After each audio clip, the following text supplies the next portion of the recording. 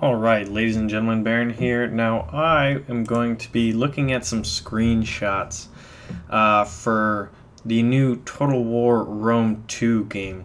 There was some new updates. I've seen the trailer for the Battle of Carthage and the Battle of Teutoburg Forest, where the Roman legions fought Carthaginians and fought Germanic barbarians, respectively. So we've seen two kind of foreign factions as far as Rome's concerned, and now they've have this trailer for Rome versus Egypt, basically. So I'm going to go through the screenshots. Now here we have kind of an overview map of the regions that Egypt holds. You can see the big city Alexandria kind of over there to the left, and you can see the famous lighthouse, which was one of the wonders of the world at that time. Also, if you look closely, you can see that the Nile River looks like you can send ships up it, which is very, very good from a strategic gameplay point of view.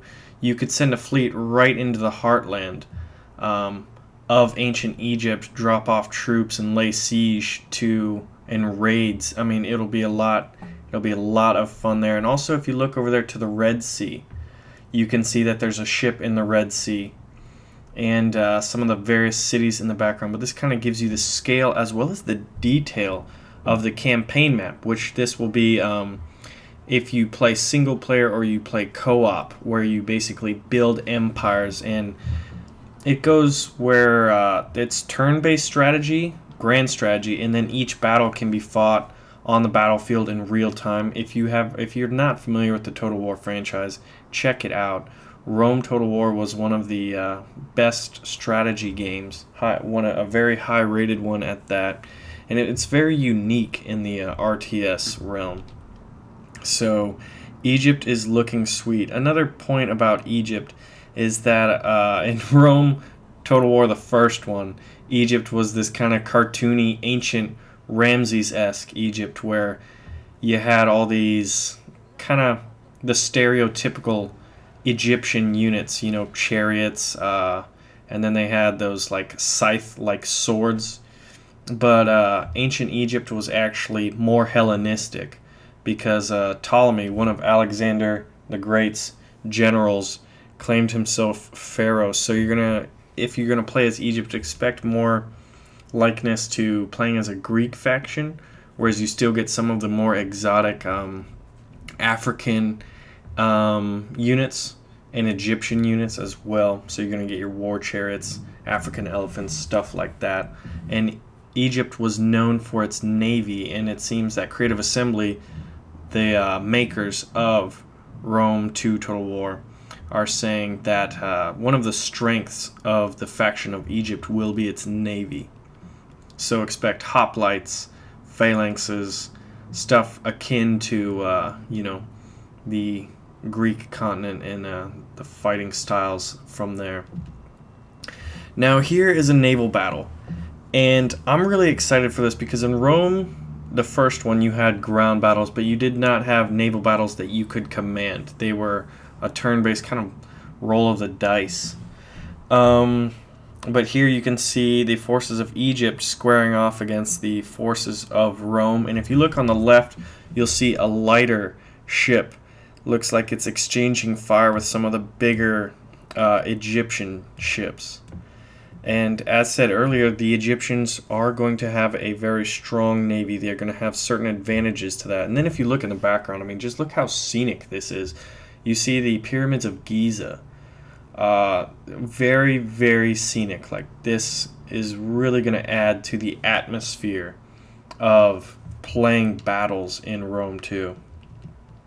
And here we have an amphibious battle. Not only are they adding naval battles, ancient naval battles, there's also going to be these amphibious landings where your navies, you'll have to kind of choose how many ships do I want to engage in a naval battle, or when I'm in littoral waters and near land and there's armies there, I need to offload those ships in order to engage enemy armies to take strategic positions and stuff like that. And here you can see it looks like a lot of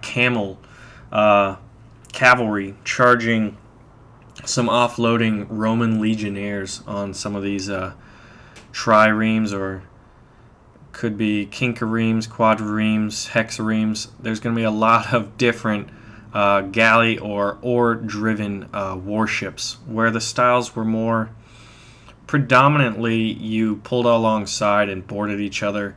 Certain factions that didn't have as much martial prowess, like the Romans, would use more ramming and raiding, hit and run type tactics. From the little that I know on ancient naval warfare, but it should be very interesting. You can also see two lines of both Roman and Egyptian elephants, which are the tanks of the ancient world, charging at each other. And then the lines are forming, and there will be a giant battle. So this looks pretty epic. Here's a close-up image of some Egyptian camel cavalry armed with spears attacking Roman legionnaires. Looks pretty sweet. The level of detail, I mean, if you look at these helmets, the shields, the weapons, the camels' faces, the trees in the background, and then if you look over to the right, you can see where the naval ships have landed and offloaded their troops. I mean, this is going to be pretty grand scale, epic RTS action. And here we have some more camel troops. These ones are archers, and they're also in the livery of Rome. They are colored red. And that brings up something interesting. You're like, well, Rome didn't have camel archers. Oh, and quick note, look at the shields of the Egyptians right there, the spearmen. Oh man, you can see phalanxes in the background, more cavalry. Oh gosh, this looks awesome. But you can buy mercenary units depending on the region which your army is in. So here, the Romans probably bought some camel archer mercenaries, because the Romans were very strong in terms of infantry, not as such in terms of cavalry, in terms of numbers. So when you're in the land of Egypt and you're fighting against Hellenistic armies supported by Egyptian and African-based units, some of which are smaller and skirmishing types, you would want to buy mercenaries that would give you something or an element in your army that you didn't already have. So here would be skirmishing cavalry. Now this is pretty cool. This kind of ties the previous images all together, the naval battle and the close-ups on the ground battles. This looks like an encampment that is being encircled, and while the tents in the middle of the encampment look red, there are blue units kind of defending it. Circled around, you can see the phalanxes here with their spears out, kind of in the Macedonian way. I'm not seeing hoplites. I'd imagine, since it was Alexander's army, this would not be hoplites centric like some of the other Greek factions would. It would be more Macedonian based. So there'd be more phalanxes and less giant shields with smaller spears. But you can see a Roman cavalry charge in the background, some archers firing at them, and then if you look closely in the upper kind of leftish area, first you can see some ships in the background, but you can also see what looks like ballistae, basically giant crossbows that would shoot large bolts or large spears in layman's terms, basically. And I'm not entirely sure if those were firing at the ships or if they were firing at the Roman approach. If they were firing at the ships, that really kind of shows more strategic options you can have when fighting in littoral waters next to supporting an army, or when you have a naval battle and a land battle going on at the same time, and you have siege or long range weaponry or ancient artillery. But it looks really cool, and it looks like you can also see a Roman unit kind of in a square. Maybe they were in testudo formation, where they basically make that giant turtle of Roman shields. Not really sure. But it looks like the Romans took what was Egyptian ballistas over there. But this picture is just epic. I mean, I cannot wait to play this game. This is one of my most look forward to games that I'm gonna get to play, and I believe it comes out in September. So it's coming up. I'm gonna get it. Here we have what the Romans were fighting for, Alexandria. And this also shows the, I guess, individual flavor put on the cities as opposed to the generic stuff in Rome before it. Each city, especially the larger cities will be individually detailed. And if you have played Rome before, and you're probably well aware of this, but for those of you who are now a little more curious about the series, whereas before you could just take the city in one fell swoop, now it's a lot going to be more difficult. I mean, think about in grand sieges, and then once you get in from you cross the battlements, you get past the walls, there will be street to street fighting in larger cities where the defense just didn't totally give up and rout. And sieges could take a couple turns. It may take you may breach the walls, and then it might take a couple battles to take all of the city. You may hold regions, and they may pass between hands. But that is pretty cool. You can see the gorgeous Nile Delta and its fertile farmland area there. Some ships in the background. You can even see the Red Sea in the distant background. You can also see this how far the Nile River goes. So you definitely could use that Nile River to stage attacks deep in the heartland, distract while you maybe siege Alexandria. Also, these two ships facing off right in front of the harbor there. You can do amphibious landings. Look how much coastline Alexandria has. Why attack the walls when you could just land, on the inside? I'd imagine there would be still walls, but maybe not as, large or grand scale. I should have looked into the walls of Alexandria and the battlements, because that would be interesting. But it looks here, anyway, that you could land and just drop people in on the inside after you dealt with the formidable Egyptian navy. Pyramids of Giza still looking gorgeous. Just the level of detail. And now we have the Nile Delta, or the Nile River more appropriately. You can see two cities, Alexandria being sieged in the background, a couple of Egyptian units, one of which, look in the bottom left corner, he has the Egyptian shield on it, and he's got a leopard hide on his head, and he looks to be, in the style and uniform, if you will, of African-style troops, which kind of shows the, I guess, spice that the Egyptians would enjoy. You'd have your Hellenistic units, and you'd get to enjoy the African units.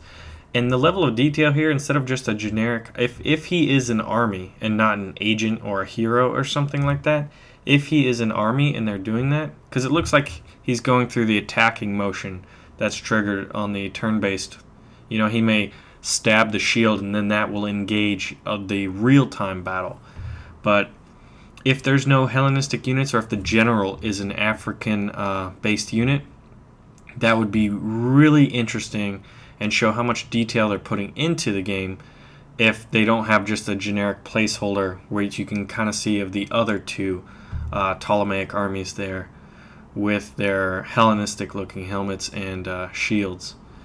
Also, that naval ship, those little golden bars indicate how many units they're holding. So if someone gets there, you can use the Nile River as the Egyptians to launch some troops to kind of quell these raids or sieges and whatnot. And here we have a little bit of Turkey. This city, Sinope, probably terrible pronunciation on both counts, but that, I believe, is where the kingdom of Pontus will start. And Pontus, like Ptolemaic Egypt, was also a successor state of Alexander the Great, so expect a lot of Hellenistic influence there. You can see the names of the cities for Amasya there to the upper left of Sinope, and Trapezos in the top left, and then also Ankara or Ankara, which is central modern-day Turkey.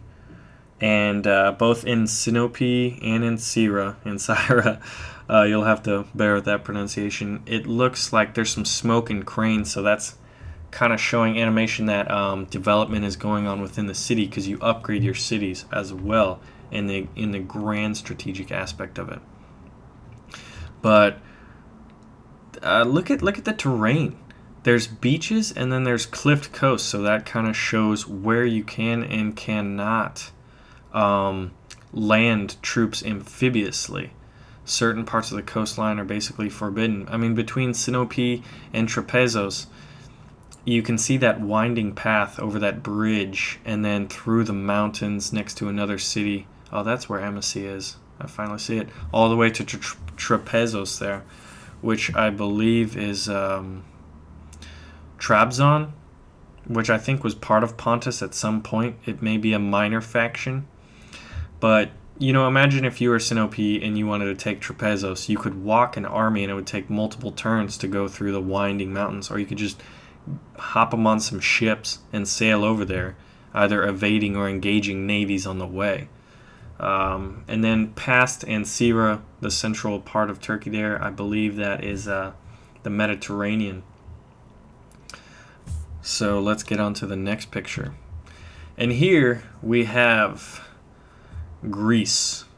You can see right in front of us there is a Roman legion faced off against an army with a lambda, and that is for Lacedaemon or Sparta. So if you're a fan of really badass assault troops, or just troops in general, the Spartans are probably the cream of the crop, and I think they were, if not one of two best units in the first Rome game. So while that army does appear to be half the size of that Roman army, if it is made up of proper Spartan infantry, it will be more than formidable. So the city of Sparta is a little smaller, whereas if you look past the right of the Roman army there, you can see what is Athens, and that is a very sprawling city. Lots of ports, and then you can even see a Athenian army kind of to the left of the Roman banner, and the blue color and the owl on the banner kind of gives that away. But it looks like the Romans are here in order to look for more conquests. But it would be really interesting because there's certain national advantages, basically, for the different factions. The Spartans, on the one hand, when comparing the Greek factions, the Spartans are very, very strong on the land, very good ground combatants, whereas the Athenians are very good in the sea, strong naval units and strong naval tradition. And then if you look in the past, you can see all the islands in the middle of the sea there, and then you can see the Bosphorus Straits, or the Bosphorus Strait, where you get from the Mediterranean to the Black Sea, where you get to Pontus and Turkey, where the picture we just saw. So there's just, and then you look at the terrain again, a lot of mountainous terrain there. Like it would basically funnel armies to pass between certain passes, so you can really have there's a lot of strategy involved, strategic choke points and the like. So yeah, this was just a little quick preview on Rome 2 Total War, some of the screenshots. I'll have a link to Creative Assembly's YouTube channel. I highly encourage you to check out some of their videos. They have some good gameplay videos. They have the Battle of Teutoburg Forest.